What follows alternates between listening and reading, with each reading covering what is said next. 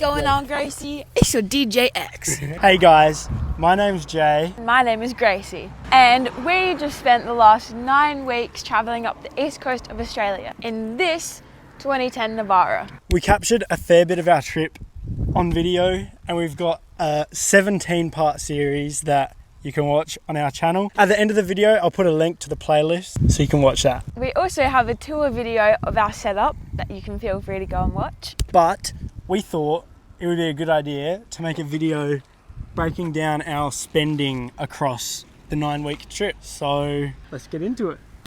Cut the camera. Oh fuck, it wasn't recording. Fuck off. We're gonna have to go again. You're fucking with me. Yeah, boy. I'm doing a you. Alright, let's break down our spendings from the trip. So if we break down our spendings into 5 categories. We've got food, fuel, alcohol, stays, and other. And then break it down into week by week, it looks a bit like this. So week 1, we spent $151 on food, $557 on fuel, $31 on alcohol, $20 on stays, and $66 on other. This gives us a total of $826 for the first week, which isn't too bad considering we were going across the Vic High Country, and with the cold weather, the heater was running for most of the day. Driving up and down the mountains was using a fair bit of fuel. Week 2, we spent $176 on food. Fuel was $141. Alcohol was $50. Didn't spend anything on stays this week, and $107 on other. So with our total of week 2 being $478, it definitely helped that we stayed with our family friends for 3 nights. That helped to lower the costs of living.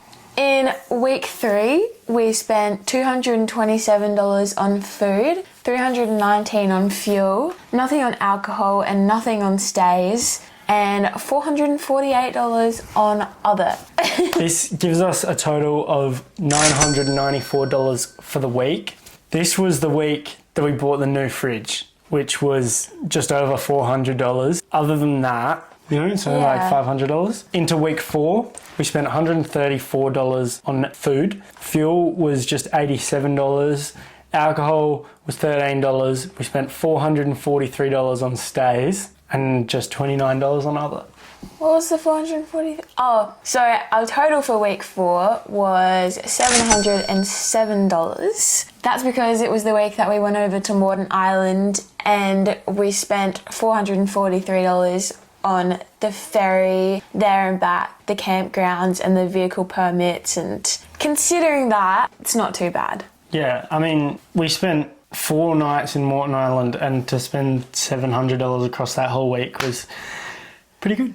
Not to mention that the fact that Moreton Island is the 3rd largest sand island in the world, so it's just sand, and so we were just in 4 low with low tire pressure for 4 days. That uses a fair bit more fuel than highway driving. In week 5, we spent $238 on food, $217 on fuel, $13 on alcohol, $14.50 on our stays, and $55 on other.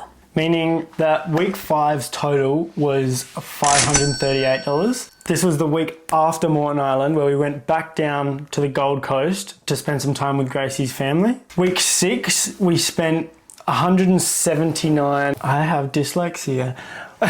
We spent $197. I have dyslexia. We spent $197 on food, $217 on fuel. Our alcohol was $59, $30 on stays, and $26 on other. The total for this week was $530. We did a fair bit of driving this week.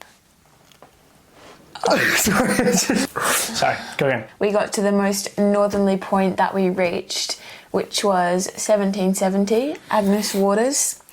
That area. I'm surprised that we didn't spend more money on fuel that week, because we would We did a lot of driving. We had one day when we drove 4 hours before we had breakfast, something like that. As you do.